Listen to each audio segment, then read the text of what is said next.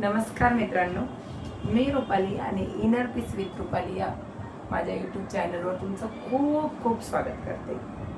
आणि आजच्या आपल्या व्हिडिओचा विषय आहे, तुम्ही जसं देणं सुरू करता, तुम्ही जसं देणं सुरू केलं ना केलं तसंच युनिवर्स तुम्हाला देणं सुरू करतो.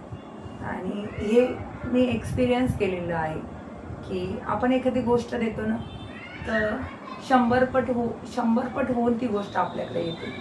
आपल्या मराठीत एक म्हण आहे की ज्याच्या घरी त्याच्या दारी आहे ना, की बाबा ज्याच्या घरी आहे त्याच्या दारी पण आहे.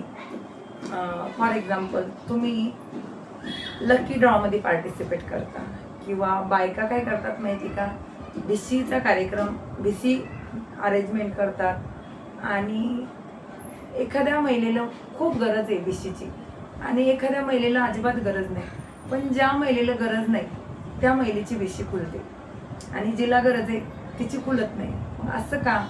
किंवा आपण लकी ड्रॉमध्ये पार्टिसिपेट करतो आणि त्या लकी ड्रॉमध्ये माहिती का विनर कोण राहतो, कोण जिंकते ते प्राईज. ज्याला त्या प्राईजची गरजही नाही तो ती स्कूटी जिंकतो. ज्याच्या घरी 2-2 स्कूट्या येतं, 2-3 गाड्या येतं. म्हणून आपण म्हणतो की ज्याच्या घरी त्याच्या दारी. आणि असं का होते? कारण की हा युनिवर्सचा एक कॉन्सेप्ट आहे. युनिवर्सचे काही नियम येतात आणि जेव्हा आपण ते नियम फॉलो करू, त्या गोष्टीसोबत कनेक्ट होऊ, तेव्हाच आपण त्या गोष्टीत उतरू. तुम्ही वडील आहात, तुमच्या मुलाला काय पाहिजे हे तुम्हाला खूप चांगल्या पद्धतीने माहिती असते का नाही, की आपल्या मुलाला आपण संध्याकाळी काय घरी घेऊन गेल्यानं त्याचा मूड ठीक होणार आहे. तसं या युनिवर्सलाही माहिती असेल का नाही, की आपणही या युनिवर्सचे मुलं लेकरं आहे ना. तर मग या युनिवर्सला खूप चांगल्या प्रकारे माहीत असतं ना आपल्याला काय पाहिजे काय नाही. आणि मग तरीही आपल्याला का भेटत नाही? कारण की आपण या युनिवर्स सोबत कनेक्ट झालेलो नसतो. तो मुलगा त्याच्या वडिलांसोबत कनेक्ट झालेला असतो, म्हणून ते वडील त्याला काय करतात माहिती आहे का, त्याला पाहिजे ते घेऊन जातात. पण आपण या युनिवर्स सोबत कनेक्ट झालेला असतो का? नसतो. तर मग या युनिवर्स सोबत कसं कनेक्ट व्हायचं, त्या स्पेसिफिक झोनमध्ये कसं बसायचं, हेच मी आज आजच्या व्हिडिओमध्ये तुम्हाला सांगणार आहे. माहिती आहे का, एक राजू कलाकार म्हणून आहे आणि असा साधारण माणूस आहे. असं काही विशेष काही नाही, एज्युकेशन नाही, काही नाही, नॉर्मल घरातला, एकदम गरीब घरातला माणूस. आणि असे रस्त्यानं कसे ते गाणे गातात लोक, त्या टाईपचा माणूस.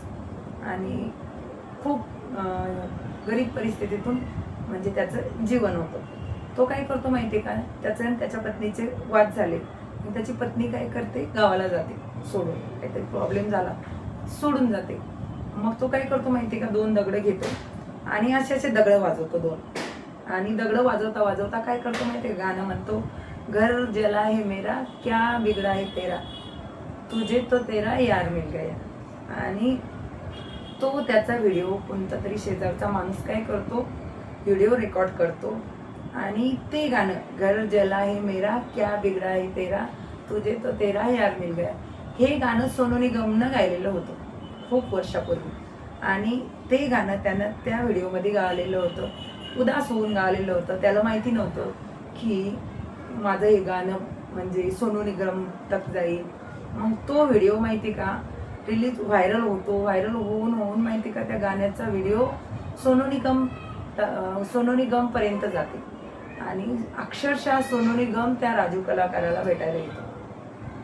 आणि भेटायला आल्यानंतर परत आता रिसेंटली तो सोनू निगम माहिती का त्या राजू कलाकार सोबत एक रिसेंटली गाणं काढतो आणि त्या गाण्याची प्राइस म्हणजे त्या गाण्याची किंमत त्या राजू कलाकाराला 2 करोड रुपये भेटते. आणि ही काही मी तुम्हाला स्टोरी वगैरे काही सांगत नाही, रिअल आहे आणि सध्या घडलेलं आहे. मग त्या राजू कलाकारानं काही असं वेगळं काही केलेलं आहे का? काहीच केलेलं नाही त्या राजू कलाकाराने. खूप लोक तसे ते झाल्यावर दगडं घेऊन वाजवतात. काही लोक आपल्या मुलांना सिंगिंगचे क्लासेस लावतात. खूप काही जामधाम करतात. पण होते का? नाही होत. कारण की जेव्हा तुम्ही चांगले कर्म करता आणि तुम्ही चांगले कर्म करून सोडून देता, आणि मग त्याचं प्रारब्ध बनते आणि ते कधी ना कधी तुमच्या समोर येते आणि ते समोर आल्यावर त्या राजू कलाकार सारखं होते. त्यानं काही केलं का? काही नाही केलं, पण नॉर्मल झोपडीतला माणूस आज करोडपती झाला ना. मग याच्यासाठी मग तो युनिवर्स सोबत कनेक्ट झाला. ते युनिवर्स सोबत कनेक्ट व्हायसाठी काहीही करायला लागत नाही. फक्त तुम्हाला तुमचे कर्म चांगले ठेवावं लागतात. तुम्ही तुमचे कर्म चांगले ठेवले, तुम्ही जर प्रत्येक एक आई म्हणून एक आई एक आईचं किरदार चांगलं निभवता, एक मुलगी मुलगीचं किरदार चांगलं निभवता, तुम्ही भाऊचं किरदार चांगलं निभवता, तुम्ही तुमचं जे किरदार दिलेले भगवंतानं ते चांगलं निभवता ना, तुमचे ऑटोमॅटिक कर्म चांगले होतात आणि त्याचं रिवॉर्ड भेटते मग तुम्हाला त्या राजू कलाकारासारखं. फॉर एक्झाम्पल तुम्ही एक टीचर तुम्ही जर टीचर आणि तुम्हाला सरकार काय करते माहिती आहे का? 50,000 रुपये तुम्हाला टीचिंगचं पेमेंट देते. मग तुम्ही जर ठरवलं की मी जर या मुलांना शिकवलंही नाही तरी मला 50,000 भेटतात, तुम्ही निवांत फोन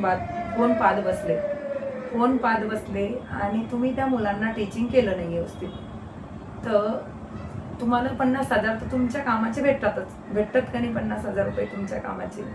पण या प्रारब्धमध्ये कशाचं भेटत असते माहिती आहे का? तुम्ही टीचिंग करता, या टीचिंगचे 50,000 भेटतात, पण तुम्ही टीचर तुम्ही एका चांगल्या भावनानं त्या मुलांना टीचिंग करता की बाबा मला 50,000 भेटो का 25,000 भेटो, हे मुलं उद्या आपल्या देशाचं भवितव्य आहे. हे मुलंच हा देश घडवणार आहेत. तुम्ही या मुलांना चांगले संस्कार जर दिले तर हे यांच्या पायावर उभे नाही राहिले तर नाही राहिले, पण चांगले माणसं तर होतील. चांगले माणसं झाले तर देशाला किती हातभार लागेल. या इंटेन्सिटीनं तुम्ही जर तुमची इंटेन्सिटी प्युअर असली ना, तर मग त्या प्युअर इंटेन्सिटीचं तुम्हाला भेटत असते. तुम्ही टीचरचे 50,000 तर भेटतातच, पण तुमचं प्रारब्ध कसं घडते?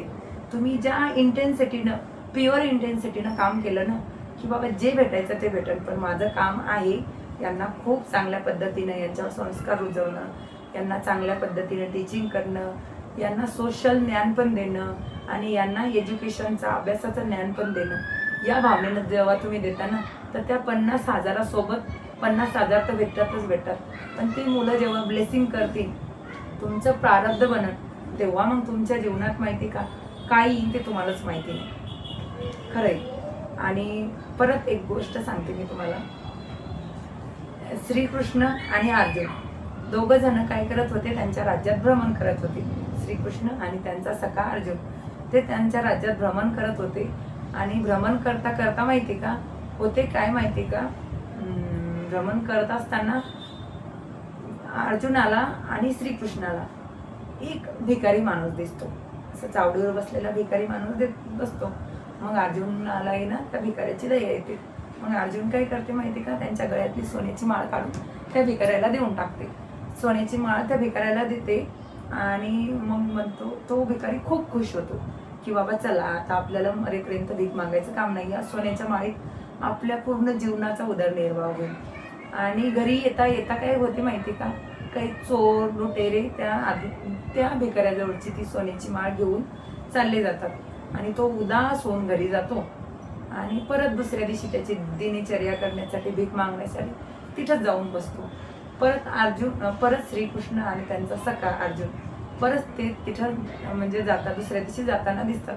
परत अर्जुनाला काय होते माहिती का? तो भिकारी दिसतो. मग अर्जुन काय म्हणतो, का रे बाबा, काल तर मी तुला एक सोन्याची माळ दिली होती तरी तू आज भीक मागायला आलेला. मग तो भिकारी काल काय जे झालं ते सगळं अर्जुनाला सांगतो. मग अर्जुन काय म्हणतो माहिती का? ठीक आहे, जाऊ दे, आता काल जे झालं ते झालं. आज मी ना तुला हा मोती घे आणि या मोतीत माहिती का तुझं खरोखर पूर्ण आयुष्याचा उदरनिर्वाह होईल. आणि तो खूप खुश होऊन घरी जातो. आणि तो मोती काय करतो तो माहिती का? संध्याकाळ होते, तो मोती पहिल्या जमान्यात असे घडे असतात, माठ असतात, त्या माठामध्ये तो मोती ठेवून देतो आणि झोपून जातो. मग त्याची पत्नी सकाळीच उठते आणि नदीवर पाणी आणण्यासाठी जाते आणि तो मोती ठेवलेला घडा ती पाणी आणण्यासाठी घेऊन जाते. आणि मग तिला काय माहिती नसते की त्या घड्यात मोती ठेवलेले आहे तिच्या नवऱ्यानं. आणि तो मोती त्या नदीत हारून घरी येते. जेव्हा तो उठतो तेव्हा तो सकाळी त्याच्या बायकोला सांगणारच असतो, त्याच्या पत्नीला, की बाबा असं असं झालं. पण मग तो पाहतो तर त्या घड्यात पाणी आणि मोती नाही. मग परत दुःखी होतो, त्याच्या बायकोला सांगतो असं असं झालं, परत दुःखी होतो आणि परत म्हणतो की आपल्या नशिबातच काय असेल, भिक्षा मागणं असेल. परत तो काय करतो, त्या जागेवर जातो आणि भिक्षा मागायला तयार होतो. परत श्रीकृष्ण आणि त्यांचा सखा अर्जुन दोघं जणही त्या राज्यातून भ्रमण करत करत जातात. परत त्यांना तो भिकारी तिथे दिसतो. मग परत दिसतो, मग परत अर्जुन दुःखी होते. पण यावेळेस श्रीकृष्ण म्हणतात की आता अर्जुन तू थांब. आणि मग श्रीकृष्ण काय करतात, त्याला त्या भिक्षा मागणाऱ्याला 2 आणे देतात. 2 आणे देतात आणि मग काय होते माहिती का, तो 2 आणे एकदम नाराज होऊन ते 2 आणे स्वीकारतो. कारण की भिक्षा मागणाऱ्याला जेही दिलं ते त्यांना स्वीकारावं लागते. आणि ते 2 आणे घेतो आणि ते समोर चालले जातात. आणि तो उदास होऊन बसतो की आता या 2 आण्याचं मी कोणती संपत्ती निर्माण करणार हो, काय करणार हो, घेऊन बसतो. आणि तो बसलेलाच असतो. तर काही मच्छवारे काय करत असतात माहिती का, त्यांच्या त्या जाळीत एक मासोळी घेऊन जात असतात. आणि ती मासोळी त्या जाळीत अशी फडफडते. पाण्याविना मासोळी फडफडणारच ना. मग ती फडफडते. मग तो भिक्षा मागणाऱ्याचा जीव असा व्याकुळ येतो, त्याला दया येते. मग तो काय म्हणतो माहिती का, त्या मासा पकडणाऱ्याला, की हे 2 आणे घ्या आणि ही मासोळी मला द्या. मग तो मच्छवारा त्याला ते 2 आण्यात मासोळी देऊन टाकतो. मग त्याला ती मासोळ्याची दया आलेली राहते. त्याला वाटते की ही मासोळी आपण नदीत सोडून टाकून यावी. ती मासोळी तो नदीत सोडायला जातो. आणि मासोळी नदीत सोडायला टाकतो तर त्याला काय होते माहिती का, तो अर्जुनानं दिलेला मोती दिसतो. खाली वागतो तो मोती दिसतो. मग तो काय म्हणतो माहिती का, मोठ्याने एवढा खुश होऊन म्हणतो माहिती का, सापडला. आणि तिथंच ते चोर लपून गेलो का आजूबाजूला राहतातच.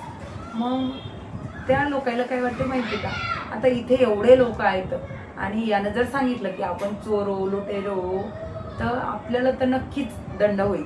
तर ते काय करतात माहिती का, ती सोन्याची माळ असते ती गुपचूप जातात आणि त्या भिक्षा मागणाऱ्याच्या जवळ नेऊन देतात आणि म्हणतात ही तुमची माळ घ्या, आम्हाला माफ करा. म्हणजे त्याला तो मोती सापडतो आणि ती माळ सुद्धा त्याच्याकडे येते.